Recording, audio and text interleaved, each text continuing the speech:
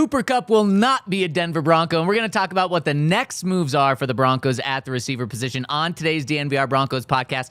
Do they turn to a veteran like Amari Cooper or Stefon Diggs, or do they go to the draft? Plus, we're breaking down the good news with Dre Greenlaw's contract and all the other notes that happened this weekend. It all starts now.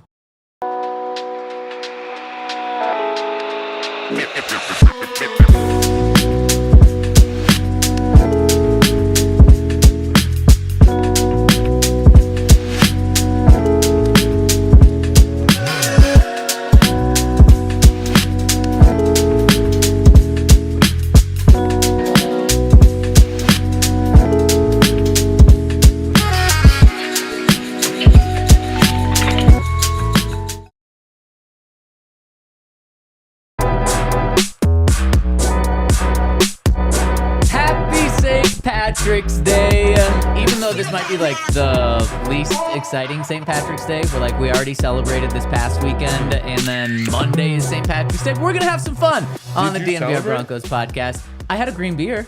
Okay. Does that count? I mean, yeah. It wasn't like at a parade or anything like that, but yeah, that was actually the one. My wife, Annika, doesn't really like beer, but she's like, well, she kind of likes, but not really. She's like, I want a green beer. I'm like, we can make that happen. Wow. Where'd you get it? At a brewery in Denver. Okay. Yeah. No free ads. Yeah, no free ads. Especially when you got lovely Coors Light on the scene. For sure. I feel like I'm too old. Too old for St. Patty's Day. Wow. Yeah. It's like a Halloween thing, just later. You know, like there was a day where you're like, I'm too old for Halloween. And now I'm like, I'm too old for St. Patty's Day. Wow. Even though St. Patty's Day is kind of like the Halloween for adults. Is it? I think so. Like, you don't see kids celebrating St. Patrick's Day, do you? Yeah, dude. It's very much like a beer drinking party time. Yeah, but when you're a kid, you like wear green and like pinch people or whatever. That was the thing that people were doing back in the day. They do like that little stuff, but they don't do nearly as much as the adults do. Like the adults are just getting hammered for 12 straight hours. I did play in like a St. Patrick's Day themed golf tournament, so if that counts as celebrating. Yeah, it's. Did you have a beer or two? Or were you dialed in on the I went golf for the course? harder stuff. Well, okay. Some Irish whiskey, maybe? Nope. Oh, no. Do they do tequila in Ireland? Some Irish tequila?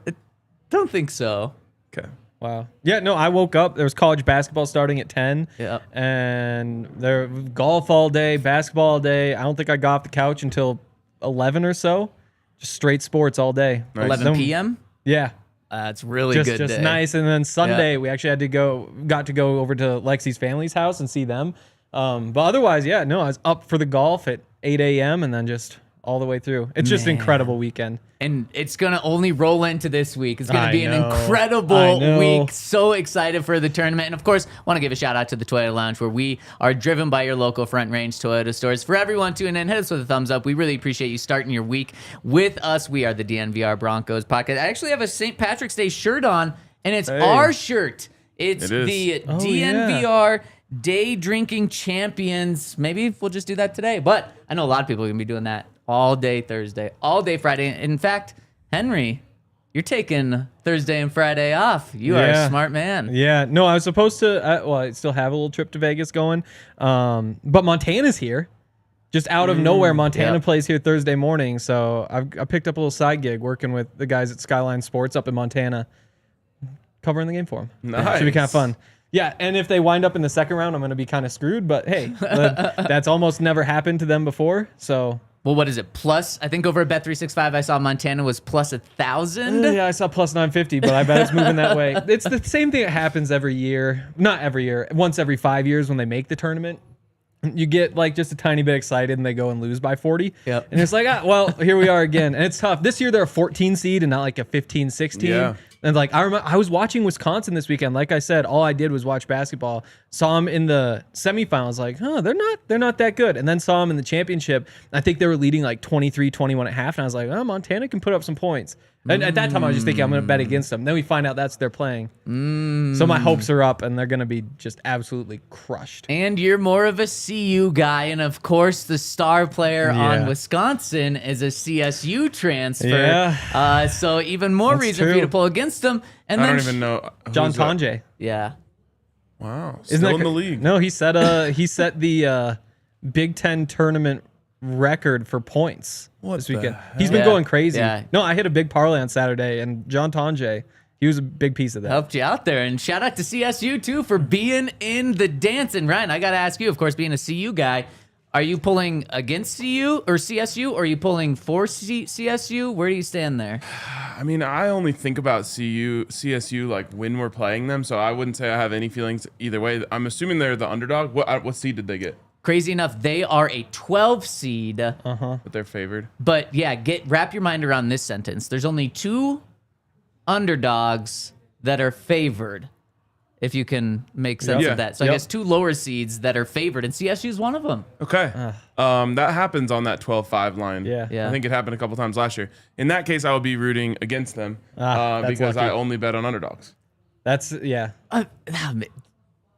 they're the 12 seed. But that doesn't matter. it's all about the price. You're right. So it's about the betting lines, Yep. not the numbers. As we've been doing for, I believe this will be year 4 of us doing it. Yeah. Every single under money line underdog blind, you take it throughout the entire tournament. It's been profitable every year. I've been struggling for weeks trying to figure out like how much do I put on each game. I know. Because like that's the tough part. Because when you put the total together and say like, okay, this is 63 games, you're like, but you those numbers add up quickly. You do the same amount for each game, though, Yep. right?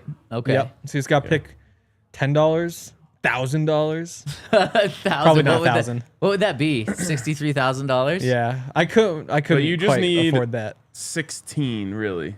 16 For the units first, for the first day. And then- You're not going to, And then that Go rolls pro. over to the Yeah. next day as long as Yeah. not every single favorite wins the game. Exactly. Yep. And speaking of CSU, if you are a Rammy and you want some merch, go get it over at our shop. We got the link in the description as well. And man, you can be cheering on the Rams this week with some March Madness marching shirts, sweatshirts. We got it all over there. And shout out to everyone who became a diehard last week with us. We had a big, I think we ended up second or third, depending on if you count the weekend or not. We extended the sale into the weekend, but it was a soft extension. We got second in the real week, and then third over the weekend. Okay. Yeah, so, We'll take second. Yeah, well, it's a medal, right? Yeah, we'll just say it's second. medal. And so shout out to everyone who's rocking and rolling with us today. But maybe no shout outs to Cooper Kupp. Or maybe it is a shout out. I don't know. Right after our show, well, I guess it was late Friday night, Cooper Kupp decides to sign with the Seattle Seahawks. And we need to take a step back. This made so much sense. He's from right around Seattle. Yakima. Yakima. Yep. Do you know anything about Yakima? I think I actually played in a lacrosse tournament in Yakima. Wow. Yeah. Maybe it was right outside Yakima. I'm pretty sure it was Yakima. Good spot? Yeah. I mean, it's kind of close to Seattle, Okay. as far as I know. So then, Seems like Native American origins Yes. on the name there. Yes. Yakima. Yes. and so he's from there, Yakima. Okay. Then he went to Eastern Washington. Is that right, Yep. Henry? In Spokane. your conference in Spokane. And now, further of from course, he Seattle. gets to go home. Especially, like, maybe a little middle finger to the Rams as well. Like, oh, you release me? I'll go play for my home team, which just happens to also be a division rival. Yeah, I heard Kelly Stafford is pissed about that. Did Who'd she, you get that she probably from? literally said it. Probably from Kelly. Yeah. I heard it from her. Yeah. I just, I guess he just doesn't care about winning though. I don't know what to. Sam Darnold? I don't know Nope. what to think of that division. That's I never know- once worked, by the way, what they're doing with Sam Darnold. Yeah. We had this conversation after the show. The three of us were kind of just bouncing back and forth. Has it ever worked? No. Baker Mayfield? Did he have a? But I don't think he went to a new team, right? He kind of had his resurgence with the Bucks and stayed with the Bucks. Yeah. Oh, I see. When you have There a wa- resurgence, that It's team like you lets get the you 1 year go. deal Yeah. because you've always sucked. Yeah. And then you have a really good year, and then someone pays. It's true. I don't think it's ever worked. I'm trying to even think of Broncos. Like Brock Osweiler was with the Broncos, and terrible. then left, and that didn't work. Obviously, the Broncos were on the wrong side of it with Case Keenum. Joe Flacco. Flacco's different because he was actually good for most of his career. You're right. Yeah. Case though is a perfect example. Yep. Case, I mean, from the Vikings also. And, I Yeah. mean, they aren't the NFC South. Like, obviously, anybody can just, like, show up. You get, like, 3 good players. Maybe that's enough. But like if the 49ers decline is real, the Rams really are kind of past their prime. Like the Cardinals, like Kyler Murray isn't like a star. Like there is a path for that division to be won with 9 wins. And the Seahawks generally find a way to get into that range. So I'll give them credit for that. Oh, they were joking about Matt Flynn. Also, to whoever said East Washington isn't in Spokane, yeah, it's a 20-minute drive away. We round to the city there. Yeah, What that's city is close it in? enough. Cheney. Okay. Yeah. Named after a former vice president? Doubt it. Yeah. I get he is really old, so I guess it is possible. Like, it's not a city that came up in the past like 20 years. Are we doing new cities? We might be past that. I think, yeah. No, Wow. I guess if you're like a every developer. city have a name? Oh, yeah, there has been like a couple places that popped up around here. Or it's that like, they this is throw just in empty name. land, and so we're just going to build a city here. Yeah, and rebrand it. Can you think of one off the top of your head? What's the one that Highlands Ranch is half an example, but I guess I'm not sure when it got its name. That might have been 50 years ago, and not 30. There's one over off Highway 93, but I can't remember the name of it. What's the one It was that, just empty, and now it's a thing, and it has a name. Wow. like Steve Jobs and some of the billionaires built one like 20 miles from San Francisco or something? Yeah, I don't know. That makes sense. There is a no-name Colorado. Yep. Literally called No Name, so maybe that could get a name. Bad name. At some point. So going back to Cooper Kupp, the big news of this was we talked about it. There were reports saying that there would be, quote, insane money thrown his way. And some people think Cooper Kupp got insane money by landing a 3-year, $45 million contract. I don't know if the guarantees are out or anything like that yet, but I want to ask you guys, should the Broncos have offered 3 years, $45 million to Cooper Kupp, $15 million per season? And I want to get your answer after I give a shout out to our friends over at, it's our good friends over at, Great it's friend. our really good friends, maybe best friends. Over at Monarch Money, where, man, it feels like every single month I'm like, where did my money go? And I look back, and specifically for me, what gets me is like all of the food. And I'm like, man, I don't spend that much at grocery stores. And then you look back, and it's, well, yeah, that dinner was more expensive than you thought. And then you had breakfast the next day, and you decided to go out instead. And once I figure that out, I think I'm gonna be better with my finances. And Monarch Money is a place that can help you with that. Figure out where your money's going, because it is so good with helping manage your finances. And the awesome thing about Monarch Money is it doesn't just do it for like one checking account and then you have to do it for your savings and your investments. No, it puts it all together in one place so you see exactly where all of your money is. It helps you track your spending, savings, investments effortlessly, and they were named Wall Street Journal's best budgeting app of 2025, and they're the top recommended personal finance app by users and experts with over 30,000 5-star reviews. And you can get 50% off your first year by going over to monarchmoney.com and using the code DNVR over at monarchmoney.com. That's monarchmoney.com, and use that code DNVR for 50% off. And shout out to Toyota. If you're in the market for a new car, Toyota is the way to go. They're good cars. I was, like I said, over at Lexi's family's house yesterday, and her cousin had a truck. I was driving. I was like, oh, I didn't think she would have a truck. And I saw it, and I was like, oh, that really is like a cool truck. The Tundra. That one's the Tundra. I don't know. Toyotas are just the best. They're good looking. They perform well. They're great for Colorado. If you're going up to the mountains, if you're going down to Highlands Ranch, which was founded in 1978. Okay. So not super new. Pretty new. Fairly new. Like a city. I think that's fair. Yeah, it's fairly new. But what's really new is all these Tacomas and Land Cruisers, the 16 different hybrid vehicles like the Tundra iForce Max hybrid truck. If you're interested in a new car, head out to your Front Range Toyota stores at a location near you. AutoNation Toyota, Arapahoe and Centennial, Corwin Toyota and Boulder, Groove Toyota and Littleton, Mountain States Toyota and Denver, Stevenson Toyota East, Aurora, Stevenson Toyota West and Lakewood. Toyota, official automotive partner of the NFL, official vehicle of DNVR. Let's go places. And there's nothing new about Cooper Kupp. He's been around the block for a minute now. And should the Broncos have given this veteran, savvy wide receiver 3 years, $45 million, Ryan? Yes. I think yes. Yeah. Wow. Are we trying to win? Like, are we all in or not? Wow. Not. And that's kind of where I'm at with it.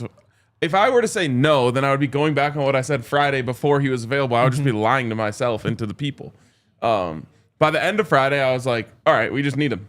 Yep. Pay what it takes to get him. Yep. And now we don't have him, and I can't be like, yeah, nope, too much. Yep. So I'm being honest with myself here, saying yes, should have paid him that. And especially if he wanted to be here. Now, if it was going to be like, oh well, I'm giving a hometown discount, literally to go back to my hometown or home state, and you're going to have to give me more and more and more, like then you probably don't want to get into that bidding war. If it was, here's what Seattle has on the table, I'll take. Are you guys willing to match? And I'll come there because I prefer to be with y'all. Then I would say yes, do it. Okay, Henry, do you agree with Ryan? I'm torn. I'm not upset either way. I think that they probably got it right on the number of, like, if it was 1 year, $15 million, maybe that's enough to say, hey, we've got this open spot. We've patched everything else fairly responsibly with players. They'll be here for a while. We're going to have a full draft class. We can just roll the dice and say, like, maybe this is a guy who can take us over the top. But what we've seen from the Broncos is that they aren't all that interested in players who aren't going to be helpful a few years from now. And even though it's a 3-year deal, I don't think Cooper Kupp is going to be helpful 3 years from now. So it's tough. Like, do you think he will be? Yeah. It's like, what will be 35? I just look at Adam Thielen. That's true. Cooper Kupp is just a That's better true. version of and he's still helpful. Yeah. Yeah. Then maybe that's the case. And again, like, I don't have a super strong feeling either way. It would have been fun. And the appeal of like a 3-year deal is that we don't have all the contracts in for everybody. We're still waiting for the contract from Tauno Funga. Yep. But assuming that plays out about how you'd expect, you'd say the Broncos have like $6-8 million left in cap space after you factor in the draft class and that sort of stuff. And, you know, if you give 1 year $15 million, that's all going to hit this year. And that means that you're going to have to restructure some contract, free up some space. That 3-year deal, you could probably fit it in. You'd be cutting it a little bit close. So there would be an appeal there. But to me, 3 years at $15 million, still just, I probably wouldn't have pulled the trigger, but it would have been a really tough decision. See, this is shocking because I agree with you, Ryan. Like, absolutely do this. Henry, you're on the fence there. Oh, you are? Okay. But we put out a poll over at DNVR_Broncos on Twitter X about should the Broncos have given him this contract? 94% of you said no.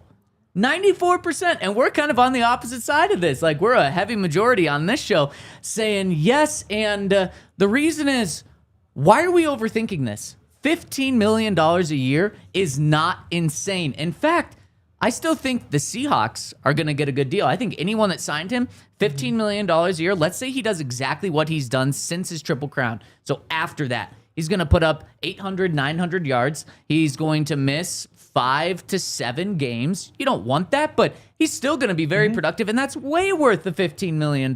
So I just think, like, people are going crazy over this money. I don't get it, and we'll talk about it later, but, like, Jamar Chase is now making $40 million. Is Cooper Kupp Jamar Chase? No. But is he, what is that, 40% of Jamar Chase? Yeah, I think so. Yeah. At least production-wise, he's definitely going to give you at least 40% of that, probably a lot more. I kind of wish that I wish that contracts were private.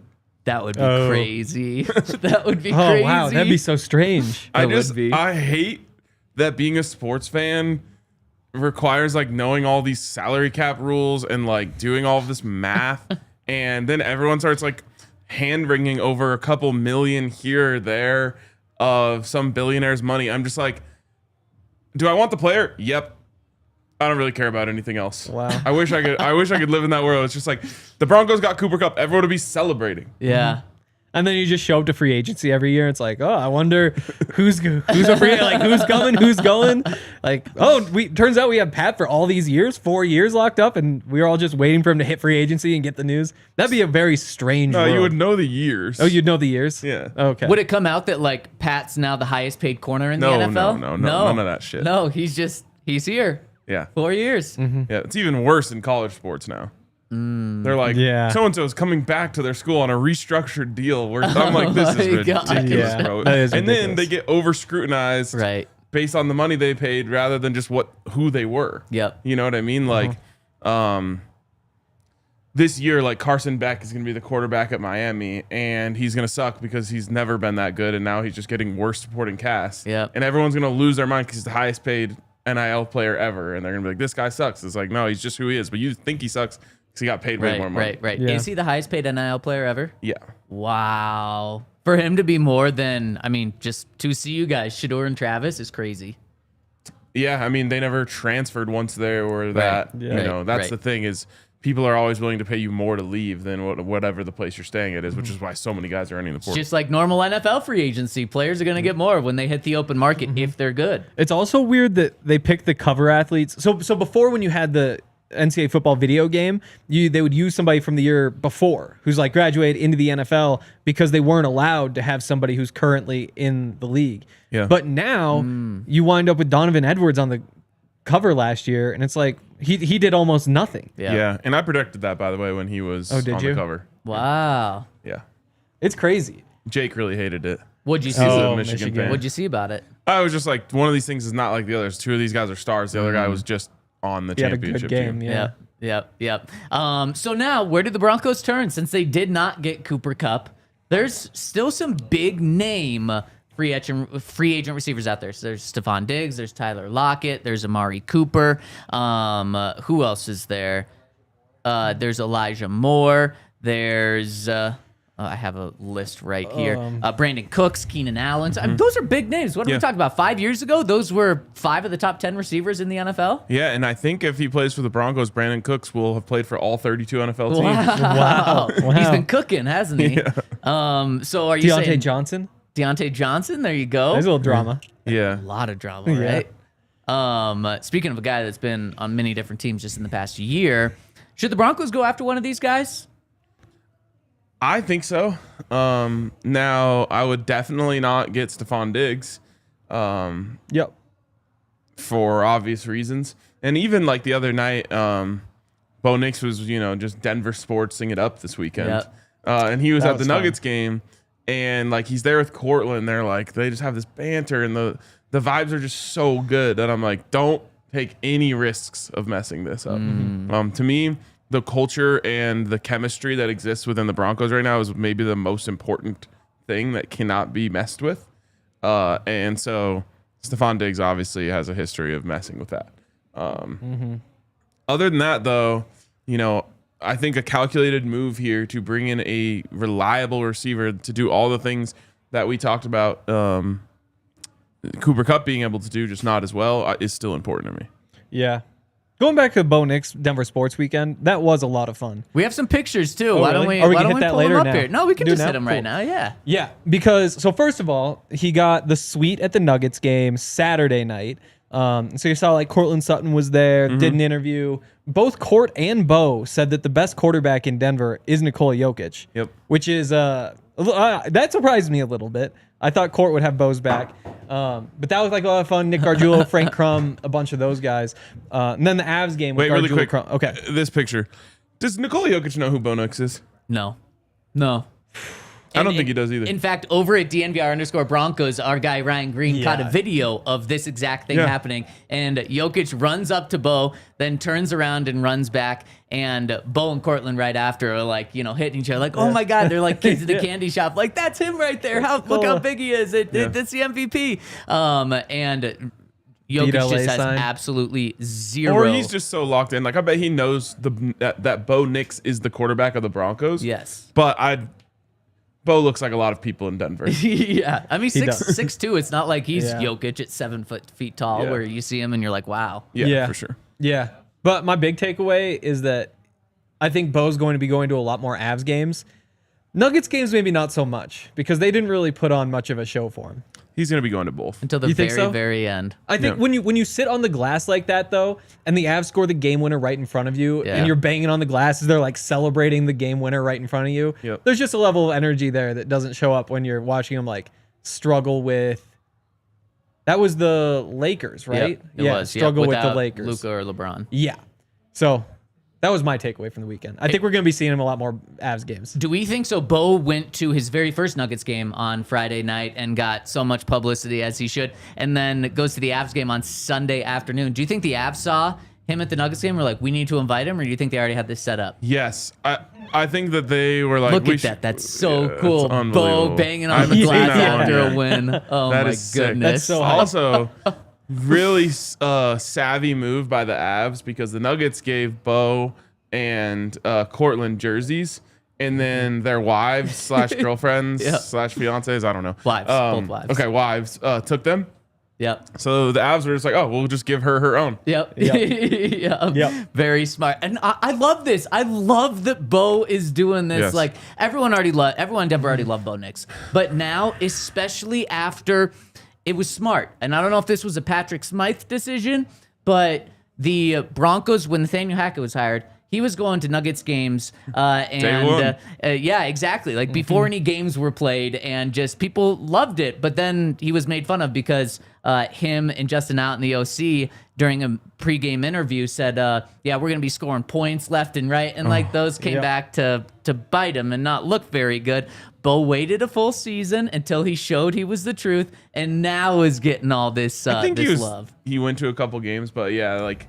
That was his first Nuggets game. Oh, okay. Yeah. Okay. All right. I don't know about Avs. I don't know either. But yeah, it is. I think he's got to be a big Avs fan. I mean, who's the last quarterback who is showing up going to Avs games? He's from Arkansas. Yeah, so I don't think know he has any allegiances. I don't know if that's a big hockey town. No, but I think area. when that's your introduction, I think he's going to be bought that's in. fair, And that's fair. the After last that game. time a quarterback was making a big show going to Avs games, Russell Wilson, they won a cup. True. So I think that maybe you could connect some dots there and say good things are happening. The Avs are winning the cup. They don't need any look quarterback incredible. help. Yeah, they're giving up like 6 shots a game at this point. Also, Sammy in the chat says that Bo should have taken her name and become Bo Smoke. Oh, Is that too? It's a cool It's- name, but it almost is like too far. Yeah, it sounds weird. I gotta say, Bo's wife's name is like the coolest name in the world. What is it? Izzy Smoke Nix. All right. Izzy Yeah. Smokes. Smoke is my Pretty middle damn name. cool. That would be pretty cool to be able to say. Yes, it would be. You want Smoke? Yeah, Smoke is my middle name. Yeah. Like it'd be incredible. You want this? Yeah, I just have to fight somebody. That's really good. Also, one more thing I learned from that is that Frank Crum and Nick Gargiulo are Gargiulo. Gargiulo, thank you. Gargiulo. Are Gargiulo. Yep. Gargiulo. There we go. I learned how to spell it officially this Yep. weekend after writing it so many times. Are apparently Bo's boys. They're in the squad. Yeah. Like they're the dudes. It's Courtland and them. Yep. Sometimes I wonder. So I would imagine Nuggets Lakers game, like that's probably picked out pretty far in advance. And they probably say like, hey, let's make a weekend of it. Do the Avs too. It's probably like you see like Jalil's in there, Jaquan was in there, a bunch of others. Probably send out like the group text like, hey, if anybody can make it, we've got the suite for this game. And then Frank and Gargiulo, the guys who are like super bought in, and so they come to the second one. I wonder how that all played out. Yeah, me too. Or they're just best friends with Bo. Could be. And now this is the relationship that we're finding out about. I also heard that Bo has been spotted in the past repping LeBron stuff, and it was awesome to see him hold the Beat LA sign Smart in man. that suite and have that go viral. Yeah, very smart man, and Nuggets got the win. Yep. They did get the win. The Lakers were too scared to play any of their players. Yep. They were literally like LeBron was hurt, but then they just decided to have Luka sit. There has been an old theory that Jokic, anytime players from his part of the world come into town, just like takes them out the night before. And he's obviously a tank, so he can hang and just gets them hammered. And so maybe that's what happened to Luka. That is could be. incredible. Yeah. And based on the Luka rumors, Right. it would add up. It's very. I mean, you see the GM taking beers out of his hand. So That was one of the worst. Terrible. Dumbest Poor things ever. Luka. especially now that they traded him after that. Okay, let's get back into this receiver position talk because I have a take that I want to get off my chest after I give a shout out to our friends over at Red Hawk Roofing, where if you need a roof on your house or you just want your roof checked out, our friends over at Red Hawk Roofing are going to give you the best service with the best quality materials. They've got decades of experience. They've got a quick response time. They're Colorado's best estimators and contractors. And a kicker on top of it all is they're huge DNVR supporters, which means not only you supporting them supports us, but also you know that you can talk some ball with them. You can talk Broncos. You know that they're a local company that is here for you. They've got no obligation roof or free no obligation roof and property inspections, free in-depth photo reports for all inspections, and you can't always see how bad the damage is from the ground. So you need someone to get up there and look at it, professional to do that. And if you want to support your local teams, that means supporting local businesses like Red Hawk Roofing. And if you're looking for a new roof or home over your business or house, be sure to check out Red Hawk Roofing at redhawkroofing.com or give them a call at 720-771-8921 and tell them that DNVR sent you. That's 720-771-8921 or at redhawkroofing.com. And we have to give you a shout out to UC Health because they make all this possible. They are the preferred partner of athletes in Colorado. Probably shouldn't name names, but all those guys you saw in the booth, again, preferred athlete of athletes in Colorado. I know as an athlete myself, that's where I went when I broke my toe. Turns out they said, yep, it's going to hurt. There's really nothing we can do about it. I was like, yeah, adds up. But my girlfriend told me I should come get it checked out. The athletic event you were doing was walking around your home and kicking a brick, right? Not kicking a brick, kicking a weight, which I had been lifting. Fair, okay. So Now, why would you do that? well, I didn't mean to kick it intentionally. So it was really late at night. I woke up middle of the night. I was thirsty. Didn't feel like turning the lights on. I'd left the weights in the middle of the room. I walk, and then just as I'm walking, boom, kick it, break my toe. And then a few days later, I'm told, like, when you break something, you should go to the doctor. I'm like, I'm not so sure. But then I go, and they said, you did a good thing because sometimes, it can be, like, displaced, and you do need to, like, have it fixed. But yours is just going to hurt for a few days. And they took care of me. They'll take care of you. They take care of all athletes like us who lift weights. And if you want to live or learn more about living like there is a tomorrow, go to uchealth.org for more info. UC Health, live extraordinary. So going back to this wide receiver conversation, Tyler Lockett, Amari Cooper, Stefon Diggs, Keenan Allen, Brandon Cooks, they're not going to come in and do much. Let's just be honest. I think that there is a role, and especially after listening to Benny Fowler talk about specifically Amari Cooper and how, man, he can just run a slant. Even if you know what's coming, he is going to be open. There are roles that I think you could sign these guys for and then really be beneficial, especially to Bo and especially in certain situations. So I'm all for the Broncos going out and signing Amari Cooper to 1 year, $5 million, 1 year, $3 million. It's not going to be big money for any of these guys, maybe outside of Stefon Diggs. But the Broncos aren't going to count on any of these guys to be their true number 2 receiver. Probably not even to be their true number 3 receiver. They really obviously love Courtland Sutton. Then Marvin Mims is a starter. And then you have Devaughn Vele, who I think could be that role of the guy that just gets the ball thrown his way on third down every single time. So I don't think they need him. I don't think they need any of these guys, and I don't think the Broncos feel like they need any of these guys. I've said it time and time again. Sean Payton likes this group more than anyone else. And I think we're just going to see that continue to be reflected in the moves they don't make in this wide receiver group. I'm just not going to be like convinced by Sean Payton to feel differently than I felt during the whole season, which is like this wide receiver room isn't good enough. And obviously there was some great development from Marvin Mims. Courtland Sutton had a great season. Devaughn Vele showed some flashes. But the whole time I was watching, I was just like, we need more help out there. We need better wide receivers. So then let me throw something your way. Evan Ingram. He's a tight end, but also like a weapon. He is going to essentially be the Broncos' number 2 receiver this year, I think. Yeah, and that helps big time. But I just want someone who can take up all the space that's going to be created by Evan Ingram and Courtland Sutton being out there and just eat underneath. And so I'll be holding out for that. Mm-hmm. It's just tough when the receiver market is what it is, because like you take Cooper Kupp. I'd rather have Evan Ingram than Cooper Kupp. I'd rather have Talanoa Funga than Cooper Kupp. I'd rather have Dre Greenlaw than Cooper Kupp. But then when it comes time to make the contract, he gets paid as much as any of those guys, and more than 2 of them. So that's the tricky part, is just buying into this market right now.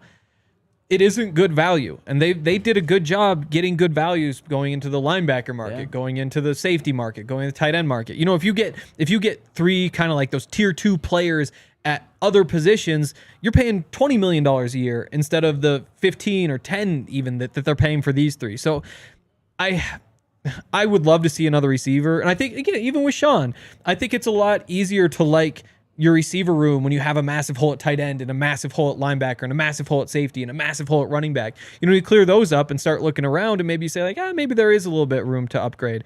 But to me, I would probably just wait and see who's still on the market in a couple of months, see how the draft plays out. Maybe you still have like a Tyler Lockett sitting there. Maybe it's a Tyler Boyd who's still sitting there. And that's where you can sign somebody who you can get at a discount, because I just don't feel like I'm interested in winning a bidding war for Amari Cooper right now. Yeah, that's fair. And I don't know if there's really going to be a bidding war there. And Henry, you brought up a really good point. And I actually think you can go even further. You said how the Broncos got 2 of those 3 free agents for less than Cooper Kupp. I think they're going to end up getting all 3 for less, because I think Hufunga's contract is 3 years, $45 million, but it's up to $45 million. So think about that. When you put it like that, then it makes it easier to swallow that the Broncos didn't go out and get Cooper Kupp, because I agree, I'd rather have those 3 guys than Cooper Kupp for this team right now. And just the upside that those guys have, man, that just shows how good of a free agency I think the Broncos are having just 1 week into this. I just feel like they're going to the cashier in Vegas with $15 in chips. That's fair. That's fair. And I think like it's also tough to say, like, we are just so reliant on Courtland Sutton right now, because as much as we all love Marvin Mims, like he had 32 catches last year, 39 catches, something like that. Like, you really are banking on 3 different guys to all outperform what they did last year significantly. And there's reason to believe it can happen, but well, knock on wood, in a world where Courtland Sutton goes down, already you have one of the bottom tier receiver rooms in the NFL just based on what we've seen, and you hope that there's just internal growth and Evan Ingram opens them up or whatever it may be. But there is a real chance that you get to the end of the season and say like, if we just had one more receiver, who knows if that's what takes us over the top. And maybe that's a guy you even add at the trade deadline if you decide you don't like what you have. Or it could be something that we've talked about, and Henry, that you're kind of pushing more and more, and probably will be pushing more and more over this next month, and that is, do and should the Broncos draft a receiver? Maybe not in the first round, but let's say in the first 3 rounds. They've got 3 picks in the first 3 rounds. Is that now where you kind of turn your sights to? I mean, it's best player available to me. Yeah. And if the best player is a receiver, then sure. And it will be at some point in the first 3 rounds, in my opinion. You would think. Especially if you've already addressed running back, tight end, where they're super deep. But yeah, I mean, it's certainly on the board. If Emeka Egbuka's there, Matthew Golden's there, and Genti's gone, and those sorts of guys are all off the board, there's a real chance that they say, hey, we've got 4 guys graded similarly, and we'll take the wide receiver over the edge rusher, just because we feel like that's an easier path to playing time. I don't like overreacting to 40 times in the draft. No. Here's what I'll say though. Matthew Golden, when you watched him, was just like, wow, this guy's an unbelievable receiver. Yes. But he's probably not going to test all that well. And then he went out there and tested all that well. Yep. And now it's like, man, he has kind of everything you could want. I know. I think he should maybe be the first receiver off the board. Well, then you're going to love what Henry thinks. He's thrown out maybe a Tyreek Hill comp. So, wow. Which I know sounds crazy, and because it is crazy. But crazy. The first one was, a month or 2 before the draft, on the draft pod, I said, if he puts up a crazy 40 time, there's going to be some Tyreek Hill comps, because you look at what he does and the route running, the separation, all the underneath stuff, the run after catch, just the strength in the upper body to kind of get off of tacklers, the strong hands. He jumps over people in a crazy way for somebody so small. It's like, well, if he does have the ridiculous 40 time, what is the difference? And then he put up the 4.29, and it's like, well, now I kind of have to stick to what I said. And so now here we are. And again, I don't think it's totally wrong. It's just a crazy thing to be.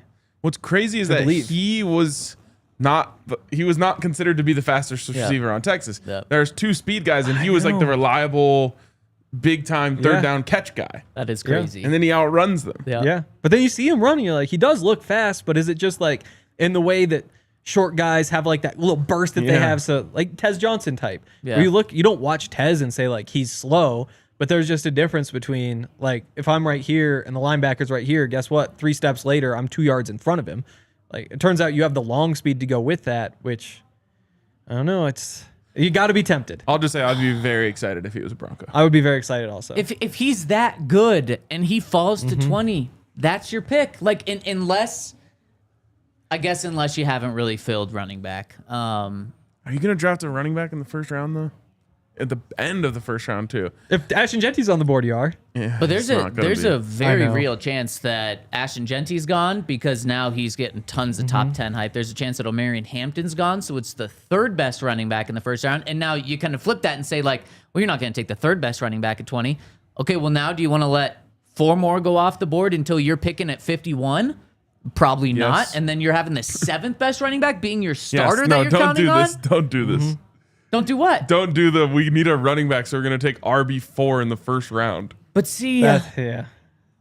Travion Henderson, man, he's that dude. He is. He's really that nice. dude. That's why I'd be okay with it.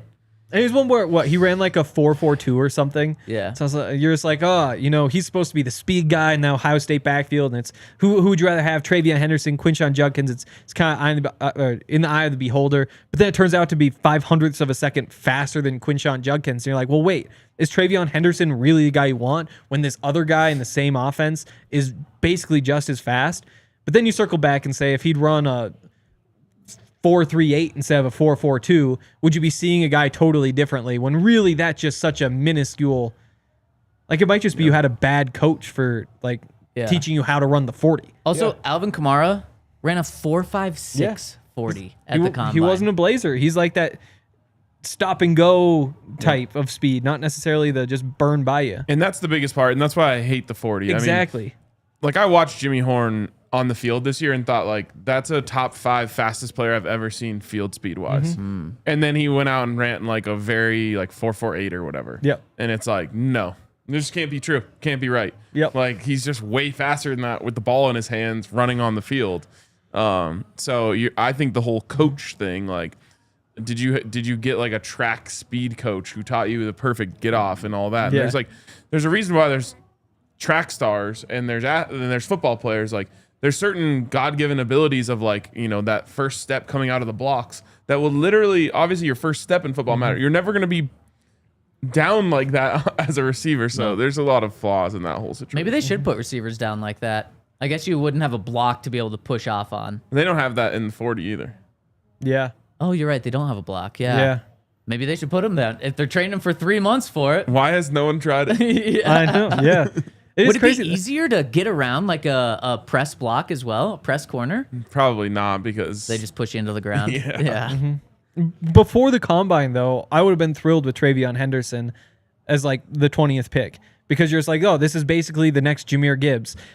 And then he runs a 4.42 and you're like, I don't think so. Even though Jahmyr Gibbs ran a 4.36. What are we really doing here? That's why you can't get caught up with the combine. You can't. No, you can't. It's actually so many 4.43. teams are gonna I do just it, checked. and it's 0.07 of a second. Yeah. You can't do it. Sean, don't get caught up with these silly non-football numbers. Not one of these guys is going to play without pads on. Don't do it. Don't do it. Okay, let's get to some other news and notes with the Broncos that happened around the league. And let's talk about Dre Greenlaw, because we got his contract details this morning. And guys, this was already a good deal in all of our eyes. 3 years, $31.5 million. This morning, it became an incredible steal for the Broncos with this deal. Essentially, what it boils down to is a 1 year, $11.5 million contract, because this entire first year is fully guaranteed. So he's getting the $11.5 million. Well, guess what? He was going to be on this team regardless once they signed him. Next year, there's only $2 million guaranteed, and it's only due to injury.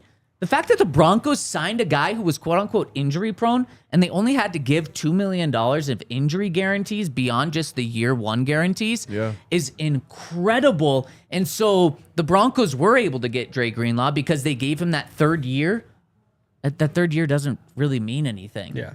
So what a great job by George Payton. And I kind of feel bad for saying how good of a deal it is for the Broncos, because it's maybe not the best deal for Dre Greenlaw.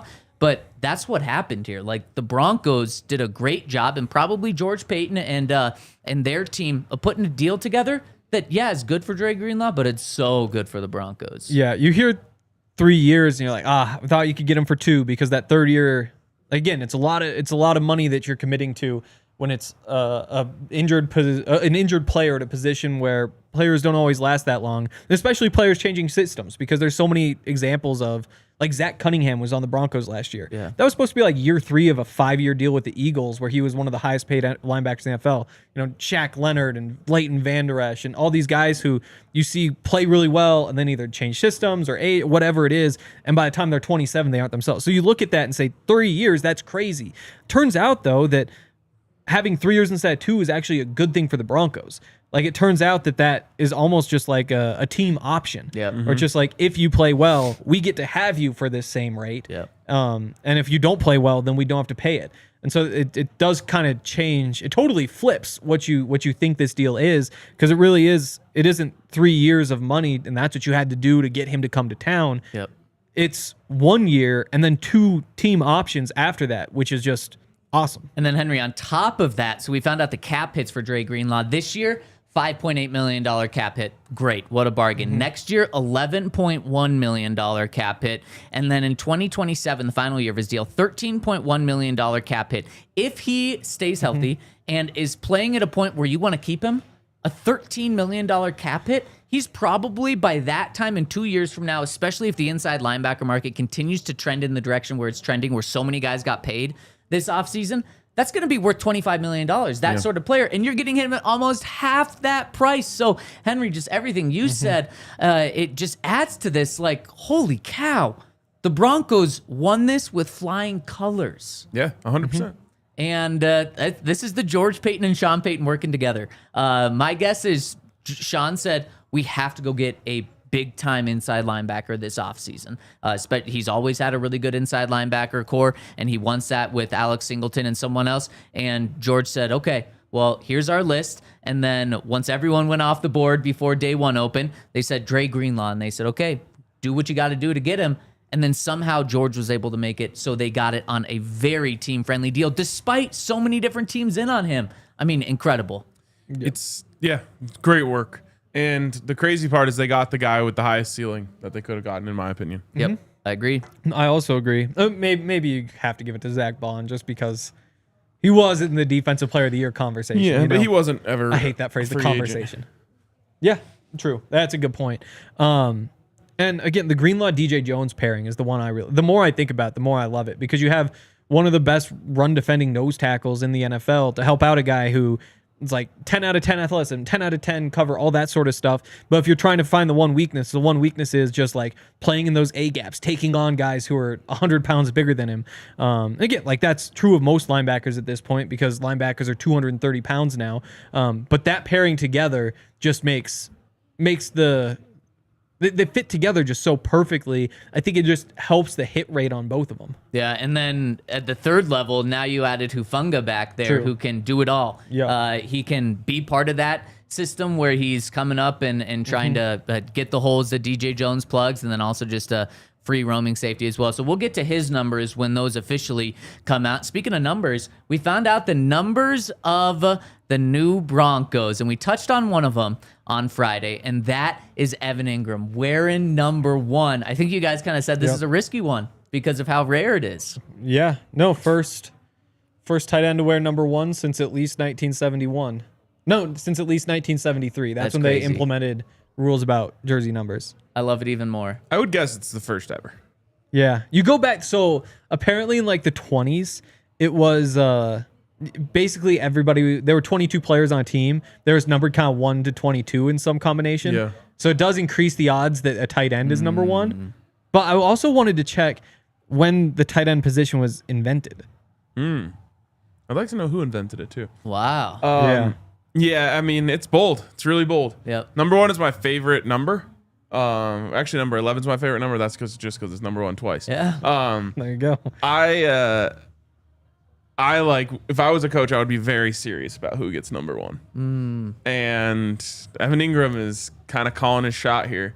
And Sean, in my opinion, I don't know if he cares at all, but if he does, he's also like allowing this to happen, which tells me he has really, really big plans for Evan Ingram. Yep, and I absolutely love that. And then you see Evan Ingram put the Joker thing out on Twitter, which just shows that Sean was probably telling him, you're the Joker, Joker, Joker, the whole time he was in the building. So he knows how big of a part of this offense he is going to be. Dre Greenlaw getting number 57. And really quick, if you're watching on YouTube, so many people on Twitter and then also in the Twitter chat right now have been saying, which one's Dre Greenlaw?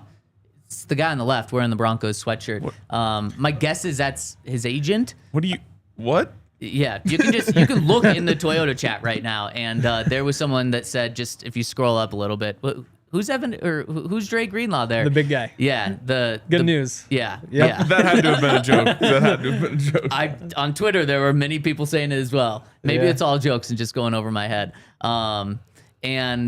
So yeah, Dre Greenlaw wearing 57. Okay. I think that is such an awesome inside linebacker number for him. It's perfect. Yep.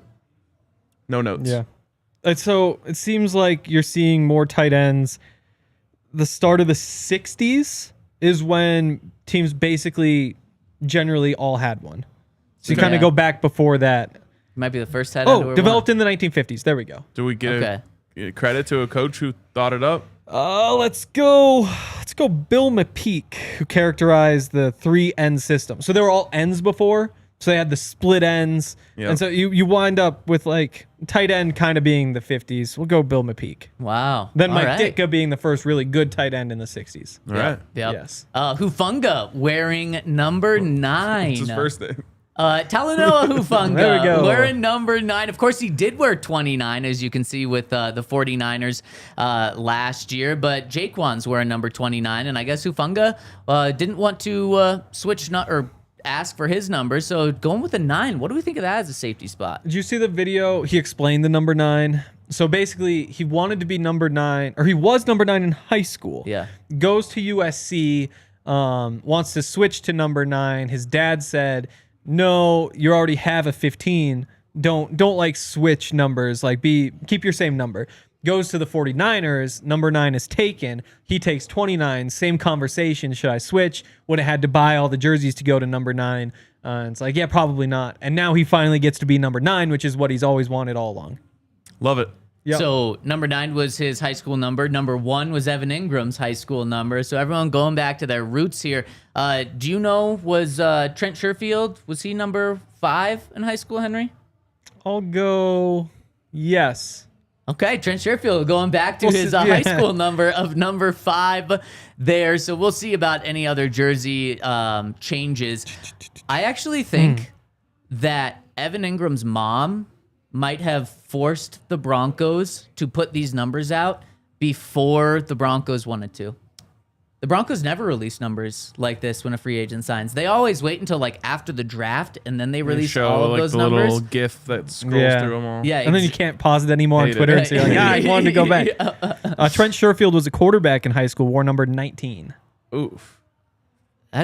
What kind of team was giving their quarterback 19? Danville High School in Danville, Illinois. I'm just going to assume that it had a special meaning to him. Yeah. We're going to hope. Yeah. Or he graduated high school in 2019?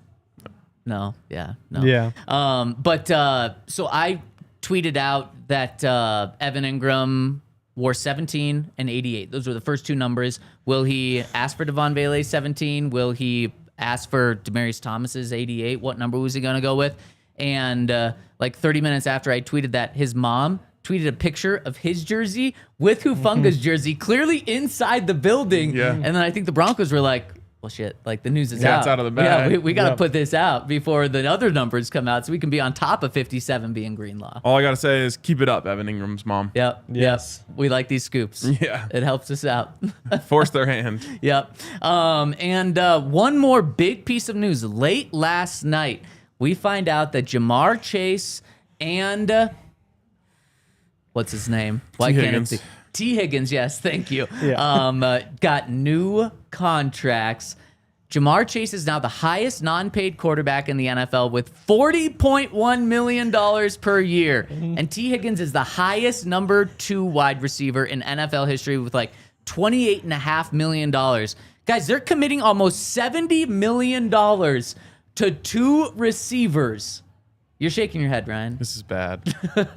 And it was posted like sort of in like celebration, at least what I was reading. Like, look at what the Bengals did. Like, this is crazy. And it should be like, what the hell are the Bengals thinking? This is insane. Jamar Chase, you're keeping him no matter what. Yeah.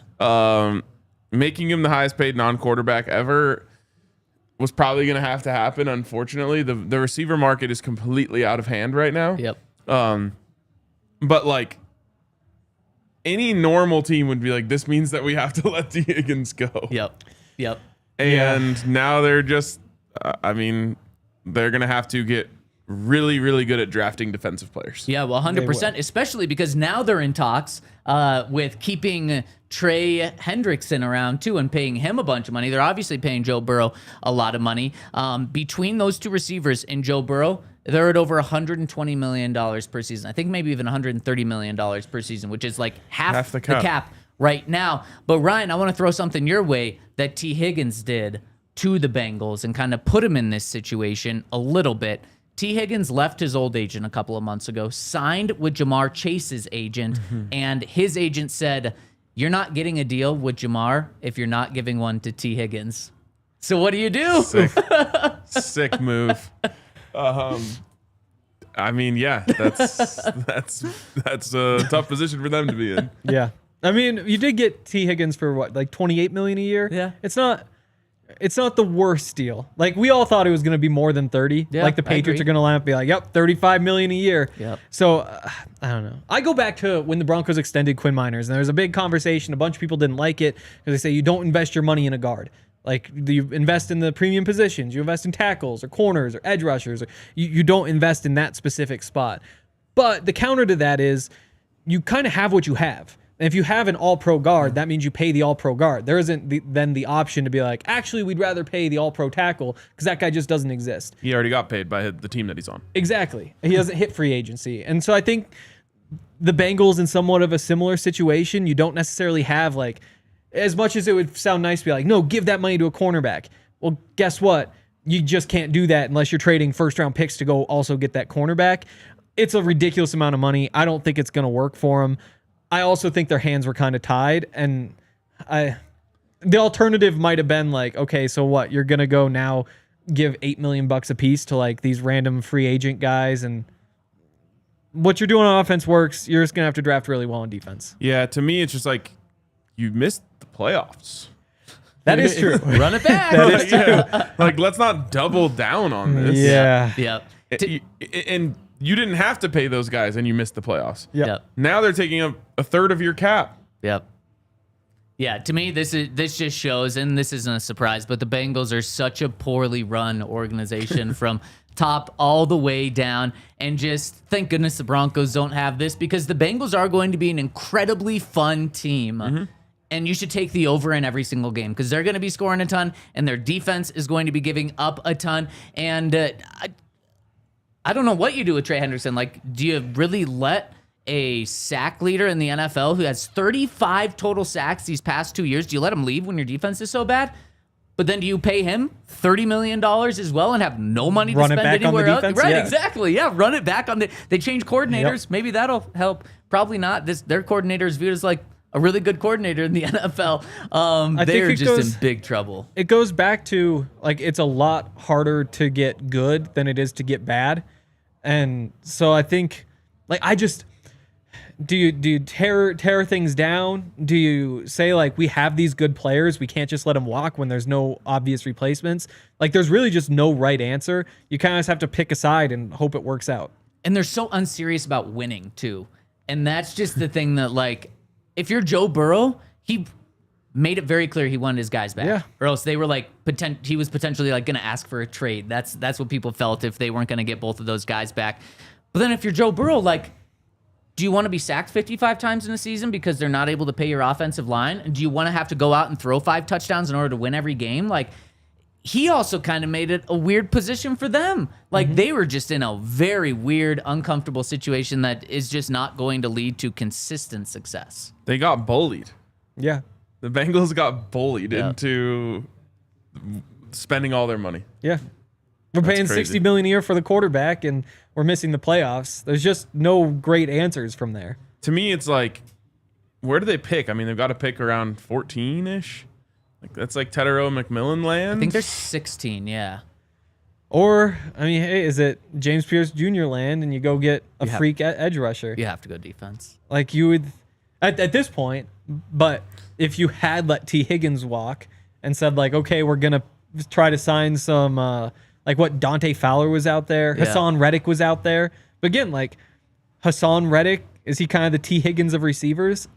He might even be a tier below, especially with like the off-field drama stuff. Yeah. So you know take what you get and draft an edge rusher. I guess. They should just go running back. They should go Genty. They should just go all into the offensive side and just have the greatest show on turf that didn't make the playoffs. Yeah. Joe Mixon was the glue. Do we have time for Jordan Mason or save that for tomorrow? We don't. We'll save that for tomorrow. And tomorrow we've got a spicy conversation on deck. We're going to be talking about Pat Surtain and what is happening in this cornerback market and if the Broncos should do anything about it with their defensive player of the year, Pat Surtain. Plus, we're going to talk about the best remaining free agents. It's going to be a heck of a show, and it's tomorrow at 11 a.m. Shout out to everyone tuning in with us. We appreciate you all. Hit us with a thumbs up. We'll see you tomorrow, 11 a.m., DNVR Broncos Podcast.